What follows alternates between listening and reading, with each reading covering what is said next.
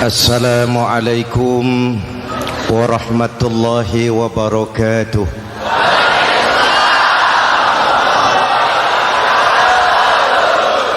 Alhamdulillahillazi ja'ala Ramadhana syahra siyami lil mu'minin. Wassalatu wassalamu ala asyrafil mursalin Sayyidina Muhammadin wa ala alihi wa sahbihi ajma'in, amma ba'du. Para ulama yang saya muliakan, para pejabat baik sipil maupun militer yang saya hormati, alhamdulillah malam ini atas izin Allah, mudah-mudahan yang kita laksanakan ini merupakan bagian dari amal ibadah kita di bulan suci Ramadan ini. Hadirin, reformasi terbesar adalah reformasi yang dilakukan oleh baginda Nabi besar Muhammad sallallahu alaihi wasallam.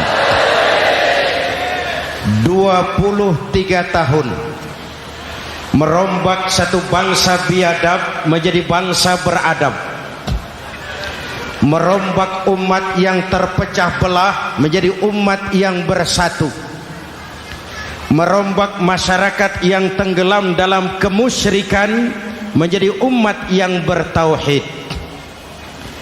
Reformasi besar apa yang dilaksanakan oleh Rasul dan apa hubungannya dengan kita sekarang? Ini yang ingin saya sampaikan malam ini. Pertama, beliau melaksanakan reformasi akidah, membebaskan manusia dari kemusyrikan, menyelamatkan manusia dari ketergantungan kepada benda. 13 tahun beliau berjuang di kota Makkah hanya untuk menanamkan la ilaha illallah Muhammadur Rasulullah.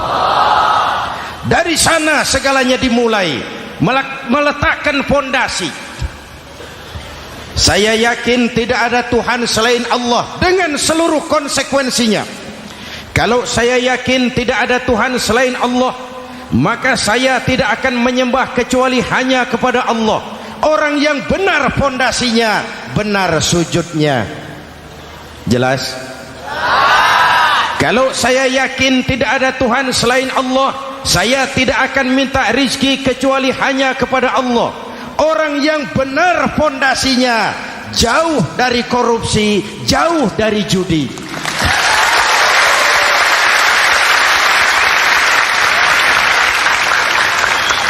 Kalau saya yakin tidak ada Tuhan selain Allah, saya tidak akan menggantungkan hidup kecuali hanya kepada Allah.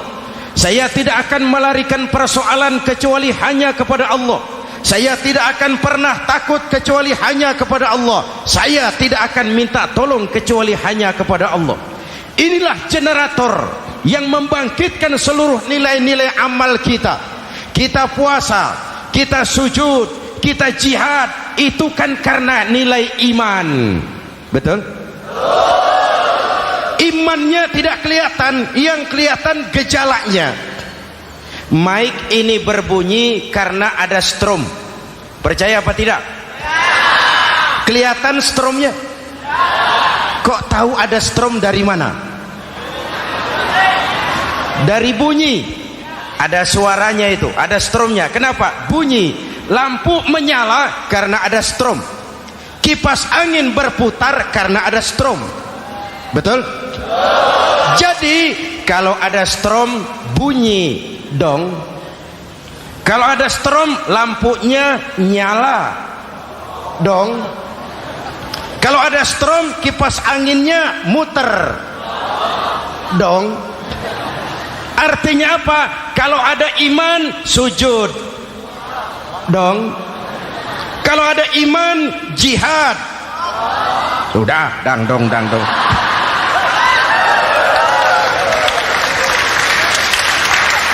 seluruh amaliyah kita hanya refleksi dari nilai-nilai keimanan. Maka dimulai dengan fondasi. Kalau fondasi kuat, apapun yang mau dibangun aman.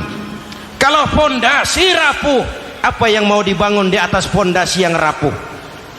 Karena itu, dengan tabligh akbar ini, pesan pertama saya, mari jaga nilai-nilai iman kita. Kita masih bergelut dengan zaman susah. Judi kembali merebak, narkoba meracuni remaja dan pemuda-pemudi kita, padahal dua-duanya sumber segala macam kemaksiatan. Judi mendidik orang jadi malas, dan sejarah belum pernah mencatat ada orang jadi kaya karena judi. Yang bangkrut, yang kere, yang melarat banyak.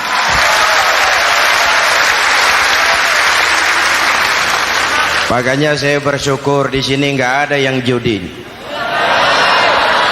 Nggak ada, mana saya nggak lihat di sini. Entahlah kalau di luar sini.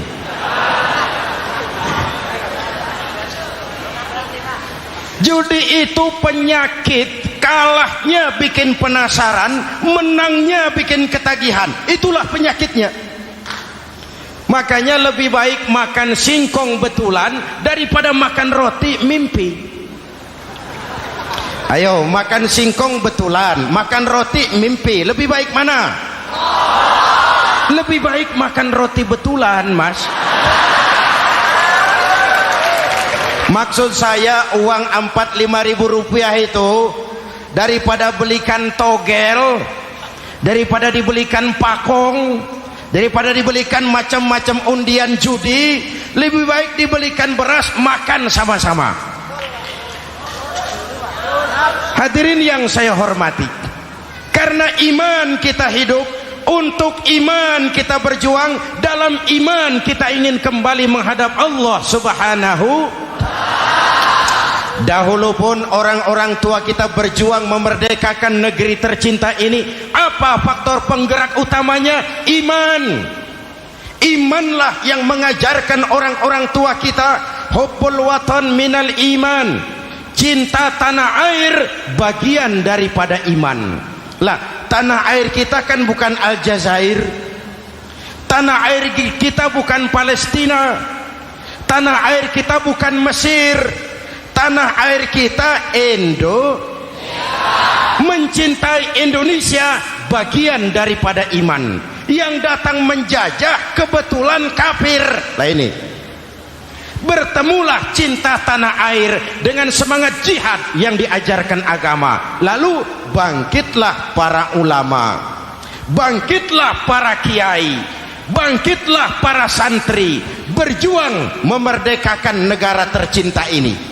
Saya tanya lagi, orang-orang tua kita dahulu berjuang melawan penjajah, senjatanya apa? Bambu runcing. Jenderal mana mau taruhan? Bambu runcing merdeka melawan tank. Bambu runcing merdeka melawan meriam. Bambu runcing merdeka melawan tentara-tentara profesional yang terlatih dengan baik. Menurut logika tidak mungkin, menurut kebiasaan tidak bisa, menurut rasio entoh nyatanya kita merdeka. Lalu para pendiri Indonesia dengan jujur mencantumkan dalam mukaddimah Undang-Undang Dasar Negara kita kalimat yang berbunyi, dengan berkat rahmat Allah yang Maha Kuasa. Ada tidak itu dalam pembukaan Undang-Undang Dasar? Ada apa tidak? Pokoknya biar belum pernah baca, ada gitu saja sudah ya, biar lancar urusan. Saya yakin kalimat ini bukan lipstick, not decoration only. Kalimat ini pengakuan moral, pengakuan batin yang sangat jujur dari para pendiri Indonesia bahwa Allah campur tangan dalam proses kemerdekaan. Kalau tidak, nggak ada ceritanya bambu runcing merdeka melawan tank.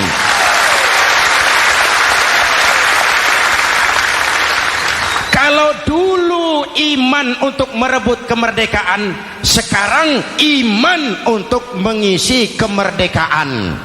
Betul? Betul? Karena itu jaga nilai-nilai iman, jangan tidur.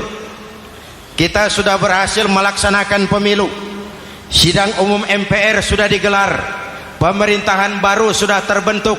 Itu kita pilih bersama, kita dukung bersama. Mendukung itu tidak harus selalu iya, kula nuwun semohon dawuh kumaha juragan wae oke bos. Mendukung tidak harus selalu iya, mendukung juga memberikan saran, kritik, perbaikan. Kenapa? Di mana-mana di dunia ini kekuasaan cenderung mau menang sendiri, kekuasaan cenderung untuk korup. Karena itu kalau kita cinta kepada pemerintah, kita harus mengawasi jalannya pemerintahan kita ini.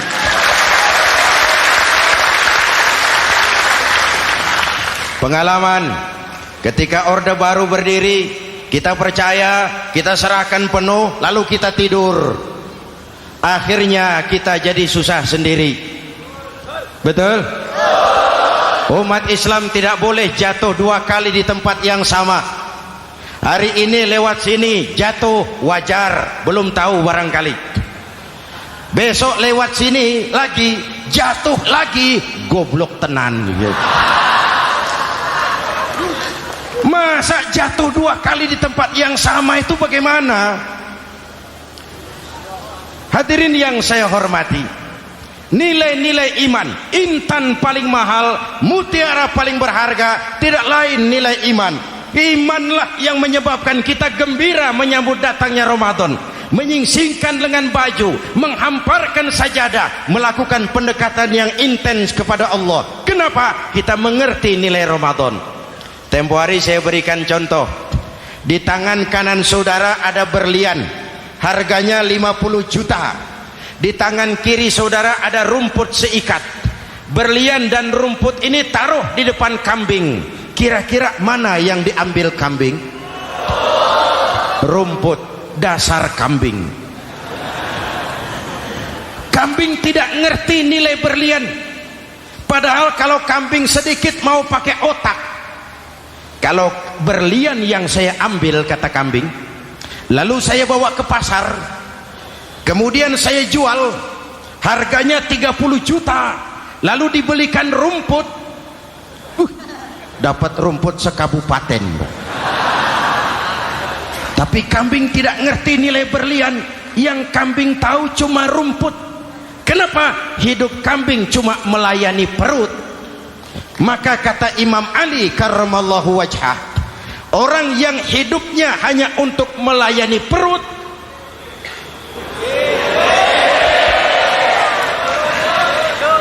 saudara yang ngomong ya, tanggung jawab. Saya kan cuma mulai, kenapa diterusin?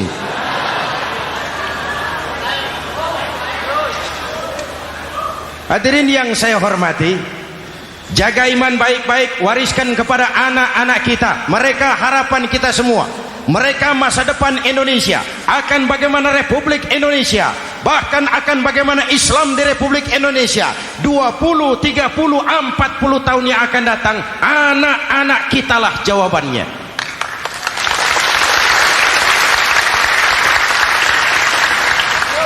Mereka mau jadi apa, persilahkan, asal iman merupakan landasan hidupnya. Anak-anak kita boleh jadi jenderal, asal jenderal beriman. Boleh jadi pejabat, pejabat beriman. Jadi pengusaha, pengusaha beriman. Kalau iman landasannya aman. Jadi pengusaha, pengusaha beriman, insya Allah timbangannya tidak curang, ekonomi lancar, masyarakat tenang. Jadi petani, petani beriman, insya Allah tidak menggarap tanah yang bukan miliknya.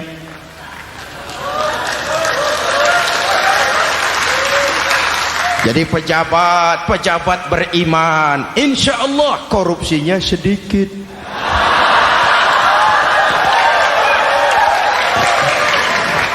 Jadi jenderal, jenderal beriman, insya Allah berjuangnya bersama ulama, bukan nangkepi ulama.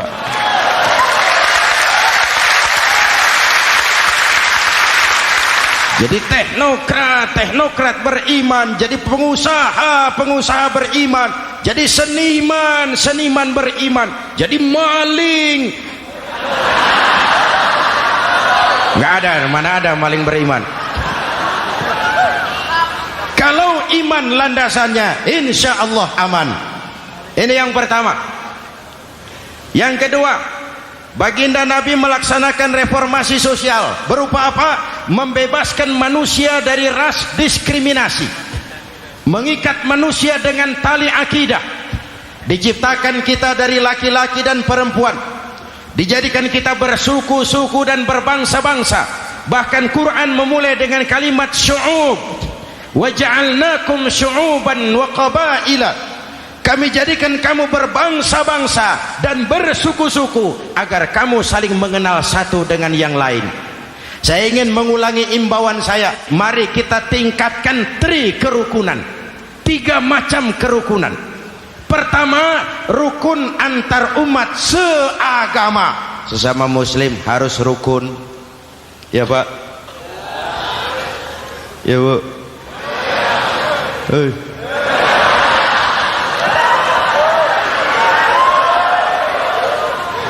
Malam ini saya tidak merasa sebagai tamu di sini.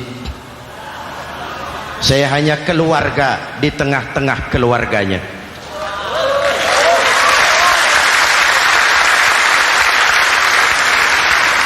Di sepanjang Jawa kah saya, ke Sumatera kah saya, ke Kalimantan saya, ke Sulawesi saya, ke Irian Jaya saya, kemana saja saya pergi, di mana saja saya berada, saya hanya keluarga di tengah keluarganya.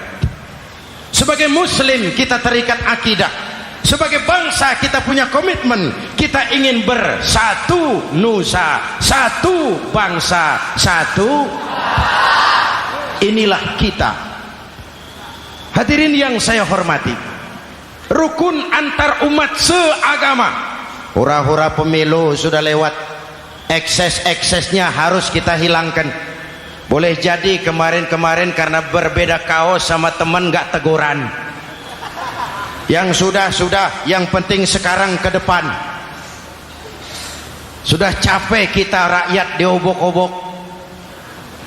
Sudah datang saatnya kita meluruskan saf, merapatkan barisan, menggalang semangat kebersamaan. Rukun antar umat seagama. Begitulah malam ini saya hadir di tengah keluarga sendiri. Yang mengikat kita apa? Akidah. Di masjid kita ditemukan, dan inilah simbol kehidupan umat. Tadi kita sholat isya dan tarawih di sini, menghadap ke arah yang sama, menyembah Allah Tuhan yang sama, melakukan gerak yang sama, membaca bacaan yang sama, dengan bahasa yang sama. Betul? Tapi kita datang dari segala penjuru. Kita datang dari sebelah lor, sebelah kidul, sebelah wetan, sebelah kulon. Di sini di masjid ini kita menghadap ke arah yang sama.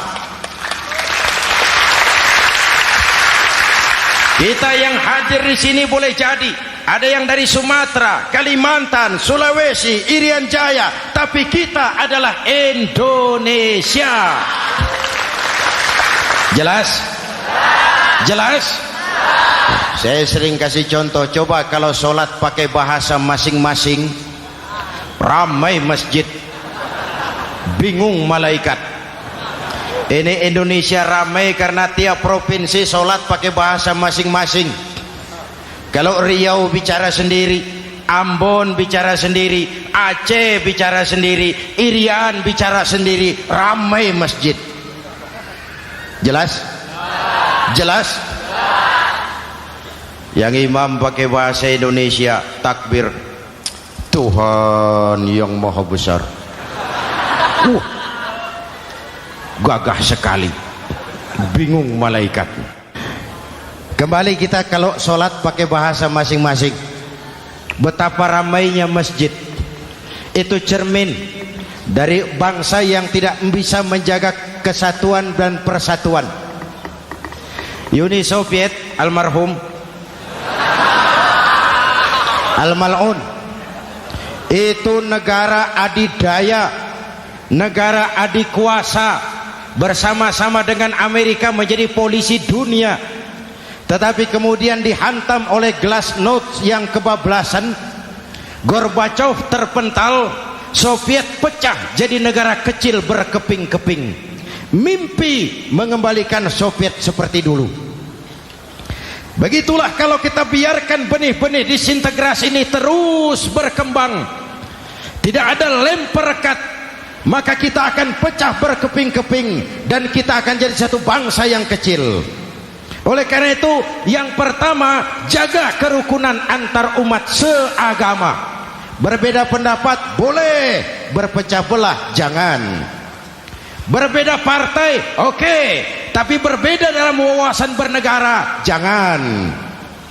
Jujur saja, saya kemarin musim pemilu itu sudah agak pesimis melihat, batin saya menjerit, ya Allah, kenapa umat jadi begini? Kenapa umat harus terkotak-kotak? Terlalu banyak partai-partai Islam waktu itu, 20 lebih. Begitu sidang umum MPR berjalan, saya mulai melihat titik optimisme. Ada yang mengkristal, di mana orang tidak lagi melihat partainya, tetapi melihat nilai-nilai imannya. Itulah yang memang utama buat kita.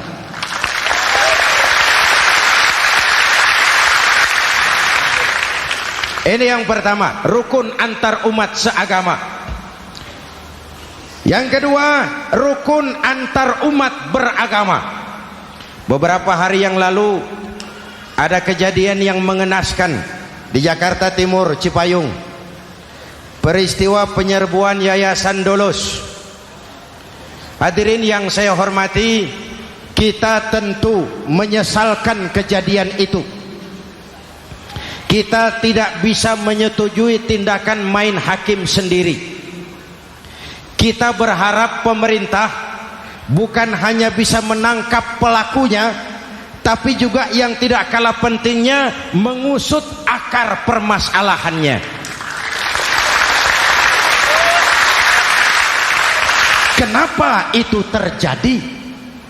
Kalau cuma pelakunya yang ditangkap, akar permasalahannya tidak selesai, saya khawatir terulang lagi di tempat lain. Inilah yang terpenting, menjaga kerukunan antar umat beragama, saling menghormati, saling menghargai. Jangan melakukan kamuflase, jangan melakukan tindakan-tindakan yang rawan dan peka. Misalnya umat Islam membangun masjid di tengah perkampungan orang Kristen, padahal tidak ada Islamnya di situ. Itu bisa menimbulkan kerawanan. Atau sebaliknya, membangun gereja di tengah perkampungan umat Islam yang tidak ada Kristennya di situ. Atau sebaliknya, mereknya kegiatan sosial, mereknya kegiatan kemanusiaan, tapi isinya penyebaran agama kepada orang yang sudah beragama. Itu pun bisa menimbulkan kerawanan. Jelas? Maka yang besar jangan mau menang sendiri, yang kecil harus tahu diri. Jelas? Mari saling menghormati, mari saling menghargai dalam batas lakum dinukum. Menangkap pelakunya penting, mengusut akar permasalahannya itu pun tidak kurang pentingnya. Hadirin yang saya hormati, Islam agama toleran, baik dari prinsip ajarannya maupun dari sikap umatnya. Islam agama yang rahmatan lil alamin. Kita punya kewajiban untuk membuktikan bahwa Islam bukan merupakan ancaman. Islam adalah alternatif. Islam adalah solusi. Islam bukan ancaman. Yang hadir di sini bukan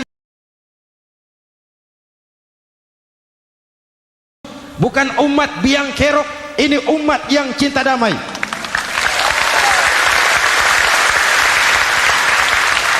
Ini umat yang tidak pernah mencari-cari musuh, tapi juga tidak akan pernah lari kalau bertemu musuh. Mari kita jaga kerukunan antar umat beragama. Jangan sampai peristiwa Dolos terulang lagi di tempat-tempat lain. saling menghargai, saling menghormati. Jangan main hakim sendiri, tapi juga jangan mau menang sendiri. Hadirin yang saya hormati, dengan menjaga kerukunan antar umat beragama, akar keutuhan kita sebagai bangsa semakin terpelihara. Lalu yang ketiga, rukun antar umat beragama dengan pemerintah. Tadi kita sholat di sini ada imam, ada makmum, betul? Kalau makmum siapa saja boleh, Mas. Tidak ada pemilihan makmum. Fikih itu ketat kalau sudah memilih imam. Nih makmum siapa saja. Pak, itu orang pemabuk itu, boleh jadi makmum. Suka mencuri, Pak, boleh jadi makmum. Bacaannya tidak fasih, boleh jadi makmum. Ketinggalan 1 rakaat, boleh jadi makmum. Tapi tidak tiap orang boleh jadi imam. Kenapa? Imam mau mimpin orang banyak. Kalau dia bodoh, bagaimana nasib makmumnya?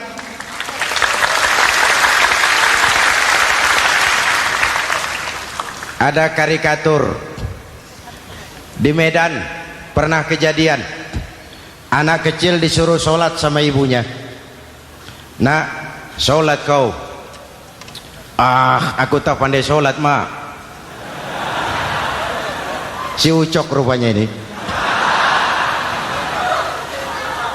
Kata ibunya, sudahlah, kau ikuti saja bapakmu tuh. Apa yang bapak mau kerjakan, kau ikuti sajalah. Jadi lama, kalau ikut saja bisa laku. Berangkatlah anak ini kan, sholat di belakang bapaknya, jadi makmum. Sholat di balai bambu, tidak pakai tikar. Bangun sujud, hidung bapaknya terjepit bambu. Karena sakit dan kaget, refleks bapak ini teriak, aduh.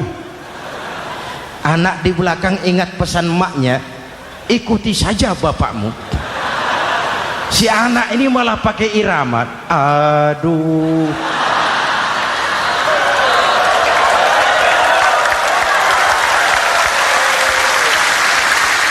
Lah, ada yang lebih gendeng lagi. Mendengar anaknya mengadu, bapaknya menoleh ke belakang. Kata bapaknya, kau kejepit juga, Cok, katanya. Sholat jadi ngobrol. Kalau makmum dan imam sama bodohnya, rusak sholat ini.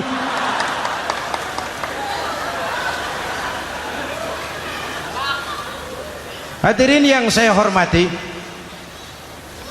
rukun antar umat beragama dengan pemerintah, pemerintah yang legitimate, yang dihasilkan lewat proses demokrasi. Benarnya kita dukung, salahnya kita tegur, kita kritik, kita perbaiki, kita berikan saran-saran yang baik. Sekali lagi, jangan tidur. Sudah lewat masanya. Kemarin-kemarin kita menghadapi satu masa yang penuh krusial. Sudah datang saatnya kita bersama-sama bahu membahu mengatasi kesulitan besar yang tengah kita hadapi sekarang ini. Dengan 3 kerukunan ini, insya Allah keutuhan kita sebagai bangsa akan lebih terpelihara. Ini reformasi kedua. Dalam konteks kita sekarang, menjaga semangat kebersamaan. Saya sering mempopulerkan di masyarakat kita, umat Islam bangsa Indonesia seperti 5 jari ini. Kalau kompak, apa yang tidak terpegang? Tapi kalau berpecah belah, apa yang mau dipegang? Yang ini namanya ibu jari. Umaro ini, pemerintah.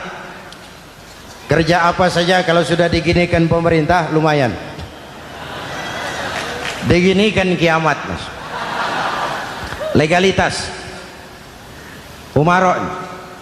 Yang ini telunjuk, alat untuk menunjuk. Ini orang yang punya uang, orang kaya, para pengusaha, investor.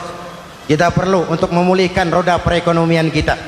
Di mana-mana kalau orang sugih nunjuk, lancar urusan, Pak. Coba kita yang melarat nunjuk-nunjuk ini, nggak laku, Pak.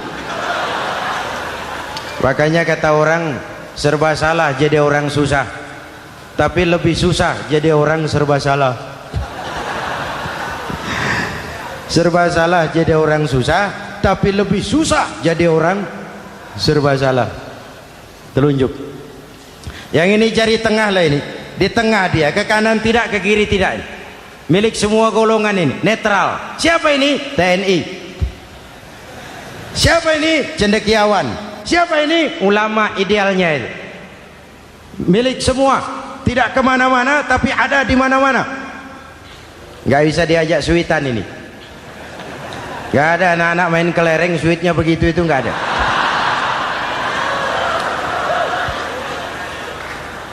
Ini jari manis remaja, pemuda, masa muda, masa yang paling manis. Semua harapan milik pemuda. Belum pernah saya dengar ada orang pidato para kakek-kakek harapan bangsa, belum pernah. Mesti kalau sudah harapan umat, pemuda, harapan negara, pemuda, harapan agama, pemuda, harapan bangsa, pemuda, harapan pemudi. Jari manis. Yang ini kelingking, jari paling kecil ini. Ini kaum wanita ini, perempuan kecil tapi mantap. Masya Allah. Ini ibu jari ini besar ini, sweet ketemu kelingking, kalah ibu jari ini.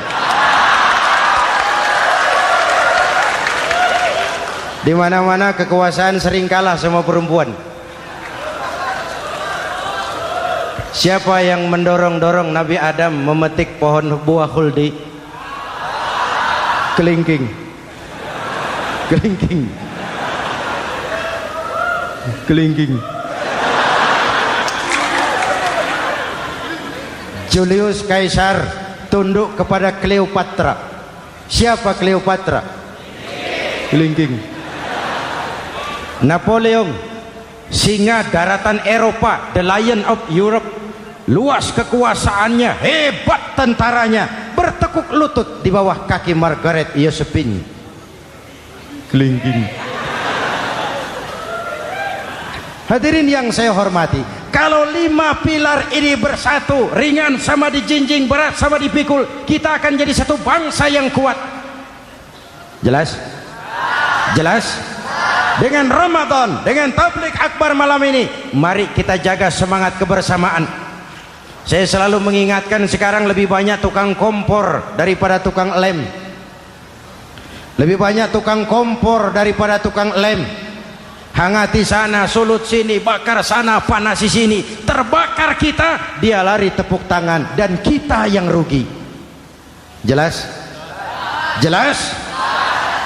Ini hal yang kedua, reformasi sosial, mengikat manusia dengan tali akidah, mempersaudarakan manusia dari manapun orang datang, apapun warna kulitnya, dari suku apapun ia dilahirkan, kalau akidahnya sama, itulah saudara kita.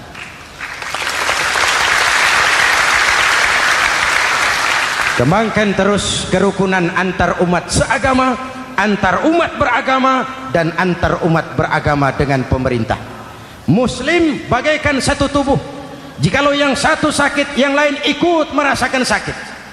Muslim bagaikan sebuah bangunan, yang satu sama lain harus saling memperkuat. Ada yang jadi tiang, tentu. Ada yang jadi pintu, memang. Ada yang jadi genteng, iya. Tapi satu sama lain harus saling memperkuat. Tidak bisa genteng ngomong sama tiang. Kata genteng, saudara tiang, kamu sih enak, saya setengah mati. Kata genteng, hujan kehujanan, panas kepanasan, kadang-kadang anak-anak nakal saya dilontari batu. Kata genteng. Yang jadi tiang ngomong lagi. Kata tiang, saudara genteng, jangan sembarangan kalau ngomong. Kamu kira kamu bisa nongkrong di atas? Itu gara-gara siapa genteng? Aku yang topang dari bawah. Kata tiang. Kamu jadi anggota DPR, jadi anggota MPR, jadi pejabat, kami rakyat yang angkat.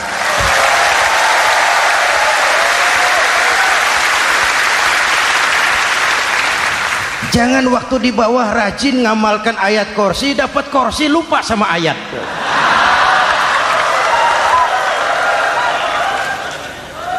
Mari ringan sama kita jinjing, berat sama kita pikul, duduk ya kita sama rendah, berdiri kita sama tegak. Tidak ada warga negara kelas 1 di Republik ini. Ini reformasi kedua. Yang ketiga, reformasi menegakkan keadilan, menyelamatkan manusia dari kezaliman.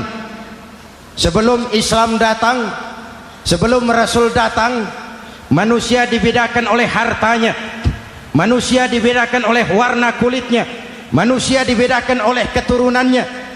Beliau dengan tegas mengajarkan, innallaha la yanzuru ila suwarikum wala ila amwalikum walakin yanzuru ila qulubikum wa a'malikum.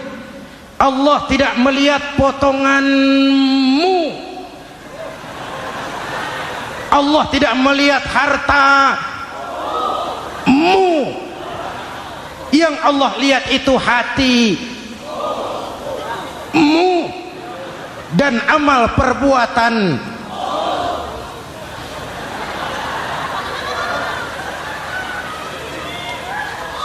Perjuangan menegakkan keadilan. Hadirin yang saya hormati, itulah yang menyebabkan reformasi kita menggelinding, menuntut keadilan, baik keadilan di bidang politik, keadilan di bidang ekonomi, keadilan di bidang hukum. Nabi pernah mengingatkan, hakim, kata Nabi, itu ada 3 macam.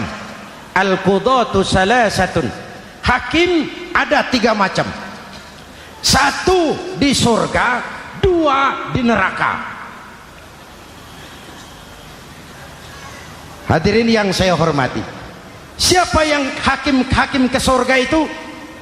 Ada hakim yang tahu tentang kebenaran, lalu siap melaksanakan kebenaran itu, menghukum dengan kebenaran apapun resikonya, walaupun dimusuhi atasannya, walaupun bertentangan dengan nuraninya, karena itu orang yang dia sukai, tapi dia tetap melaksanakan hukum. Hakim yang mengerti tentang kebenaran sesuatu lalu melaksanakan hukum dengan kebenaran itu yang akan sampai ke surga.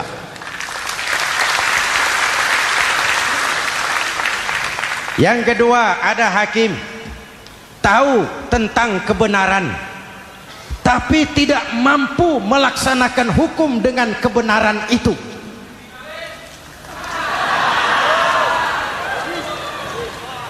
Tahu sesuatu itu benar tetapi tidak punya nurani untuk membela kebenaran, mengetahui kebenaran tapi tidak berdaya untuk memperjuangkan kebenaran. Akhirnya hukum dikebiri, yang salah jadi benar, yang benar jadi salah. Itulah realita yang kita rasakan selama ini. Yang baca Quran dengan suara merdu dapat piala, yang mengamalkan Quran dengan konsekuen dapat penjara,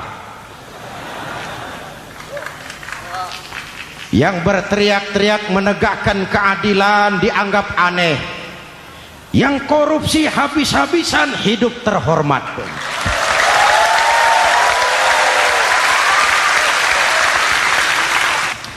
Jadi yang kedua tadi hakim yang tahu kebenaran tetapi tidak mampu melaksanakan hukum sesuai dengan kebenaran, diperkosanya kebenaran, ditekannya hati nuraninya, sehingga ini yang mengakibatkan terlukanya perasaan keadilan. Yang ketiga lebih celaka lagi, ada hakim yang tidak mengerti tentang kebenaran lalu melaksanakan hukum dalam ketidakmengertiannya, bodoh melaksanakan hukum dalam kebodohan, itu pun menyebabkan orang masuk neraka. Na'udzubillah. Hadirin yang saya hormati, reformasi yang dilaksanakan Rasul berjuang menegakkan keadilan setelah membebaskan manusia dari ras diskriminasi. An-nas kulluhum li Adam wa Adam min turab, la fadla li arabiyyin ala ajamiyyin illa bittaqwa. Seluruh manusia berasal dari Adam. Adam diciptakan dari tanah, dan tidak ada kelebihan Arab dengan yang bukan Arab kecuali dengan takwanya. Nah, saya masih ingat sebuah cerita. Mau dengar? Mau dengar? Pada waktu Umar bin Khattab radhiyallahu anhu menjadi khalifah, menjadi Amirul Mukminin, itu yang jadi gubernur di Mesir adalah Amr bin As. Satu saat Amr bin As ingin mendirikan masjid, tapi tanah lokasi masjid itu milik orang Yahudi, ada gubuk di situ. Dipanggil Yahudi ini oleh Amr bin As. Saudara Yahudi, iya. Itu rumahmu ya? Iya. Sudah tahu belum? Belum. Ya memang saya belum kasih tahu. Begini, kamu bangun sembarangan saja, rumahmu kena jalur hijau itu. Lalu saya mau bangun masjid di situ. Ya tapi ada rumah saya, Pak. Sudahlah, rumahmu saya bayar, saya beli. Enggak mau, Pak. Rumah saya cuma itu-itunya. Saya bayar 2 kali lipat. Enggak mau, Pak. Enggak mau. Sudahlah, saya ganti rugi. Ya enggak mau, Pak. Namanya juga ganti rugi, Pak. Biar digantikan tetap rugi. Mangkel Amr bin As ini wong cilik kok bertingkah amat. Si amat aja enggak bertingkah. Panggil kamtib. Hei, gusur. Ditarik rumah Yahudi ini, ambrol, menitiskan air mata si Yahudi di sudut kehidupan. Begini wong cilik ini sudah jatuh tertimpa tangga, rumah cuma sak gubuk-gubuknya diderek oleh petugas. Pikir-pikir Amr bin As kan cuma gubernur, di atasnya kan masih ada khalifah Umar bin Khattab. Saya mau lapor ke pusat. Berangkat Yahudi ini dari Mesir menuju Madinah, berhari-hari berjalan, sambil berpikir, ini nanti kalau saya laporan kepada khalifah, apa pengaduan saya diterima? Wong saya rakyat kecil, lagian Yahudi, sementara yang menggusur saya ini gubernurnya sendiri. Terus dia berjalan sampai di kota Madinah. Lewat tengah hari dia mulai cari-cari. Ada orang, ketemu orang sedang tidur di bawah pohon kurma. Selamat siang, Pak. Siang. Saya mau numpang tanya, Pak. Tanya apa? Bapak tahu Khalifah Umar bin Khattab? Tahu. Istananya di mana, Pak? Istananya di atas lumpur. Di atas lumpur? Iya. Pakaian kebesarannya apa, Pak? Sutra? Bukan. Pakaian kebesarannya malu dan takwa. Pengawalnya banyak, Pak. Banyak. Berapa peleton? Pengawalnya yatim, orang jompo, kelompok mustadafin, orang-orang lemah, janda-janda tua.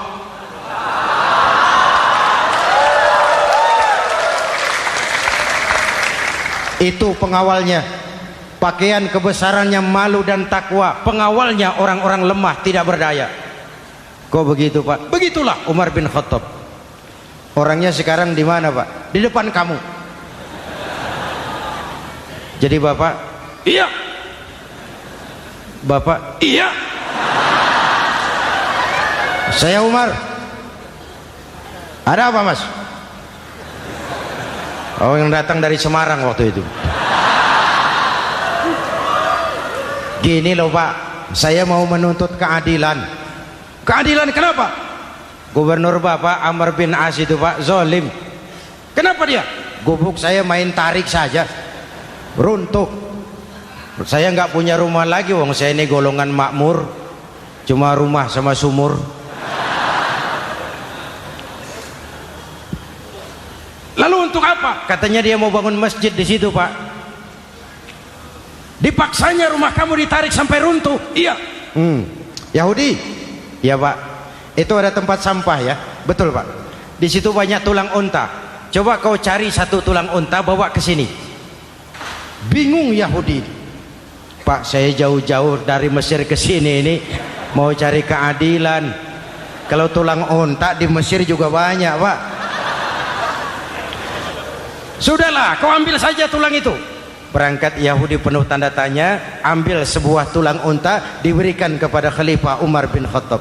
Tulang ini diambil, Umar hunus pedangnya, dengan ujung pedang dibuat garis lurus di atas tulang unta itu. Rat. Selesai. Yahudi, iya Pak, sekarang kau kembali ke Mesir, serahkan tulang ini kepada Umar bin Amr bin As. Makin bingung Yahudi, jauh-jauh datang kemari kira mau dapat keadilan, cuma dapat tulang. Ya sudahlah, namanya wong cilik, berangkat dia pulang ke Mesir. Berhari-hari sampai di Mesir. Pak Gubernur, ya lapor. Ada apa Yahudi? Saya dari pusat. Loh, kamu dari Madinah? Iya Pak. Ngapain sih kamu ke sana-sana? Nuntut keadilan. Kamu bertemu Khalifah? Ketemu Pak. Terus? Tulang.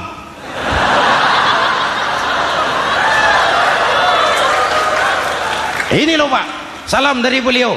Tulang. Apa maksudnya? Aku nggak ngerti lah itu Pak. Yes, go Rene.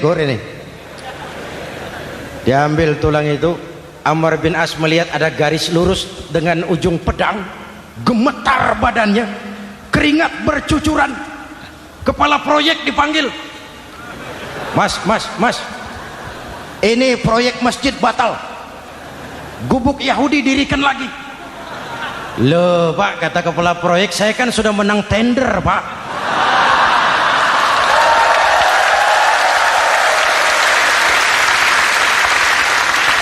Wes, nggak ada urusan, sampean mau menang mau kalah tender, proyek batal.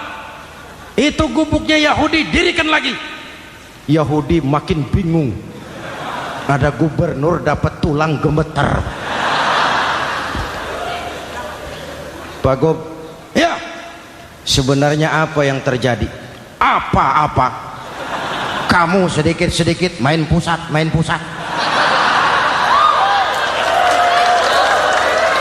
Bu, ya ngomong dulu toh.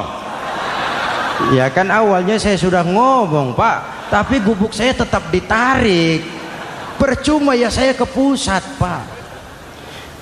Saya dapat teguran keras dari Khalifah. Tahu kau apa artinya ini? Seolah beliau berkata, "Hei Amr bin As, jangan mentang-mentang sedang berkuasa kau bertindak seenakmu. Berlaku lurus dan adillah kamu seperti lurusnya garis di atas tulang ini."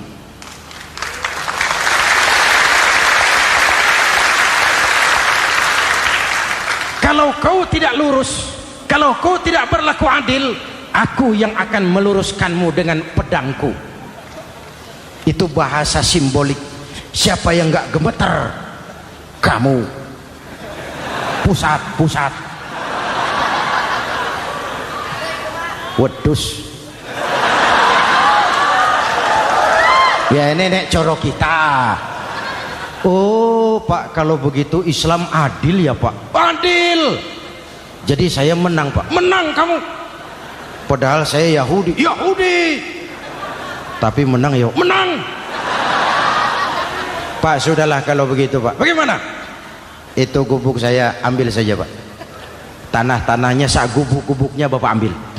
Silahkan kalau mau dibangun masjid. Tidak cuma sekedar itu Pak. Mulai hari ini Bapak dengarkan. Asyhadu an la ilaha illallah wa asyhadu anna Muhammadar Rasulullah.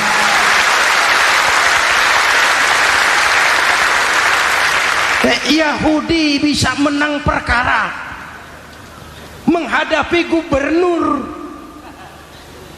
Kalau ini terjadi di Indonesia,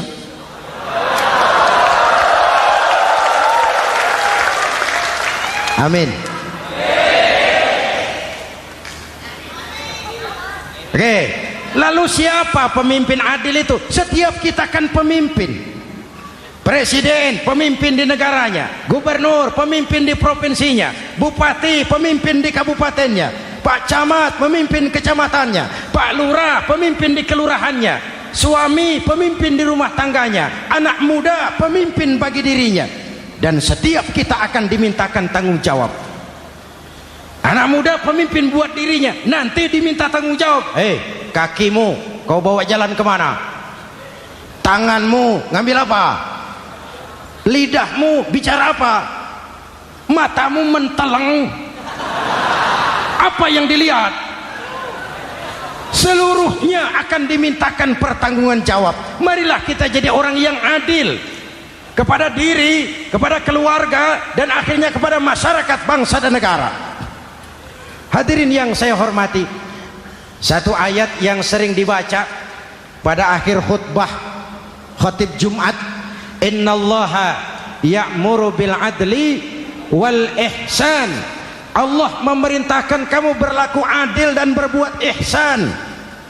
Tidak sekadar adil tapi ihsan. Ihsan nilainya lebih tinggi dari adil. Contoh, nak, tolong taruh telur itu di pinggir meja. Anak yang adil apa adanya, ditaruh telur di pinggir meja. Anak yang ihsan lain. Lah iya, perintahnya sih di pinggir meja, tapi kalau pas di pinggir meja kan jatuh ke bawah, ke tengah sedikit. Ini ihsan. Oleh karena itu, mari, perjuangan menegakkan keadilan masih panjang. Jalannya tidak lurus, bertabur bunga, menanjak, menurun, banyak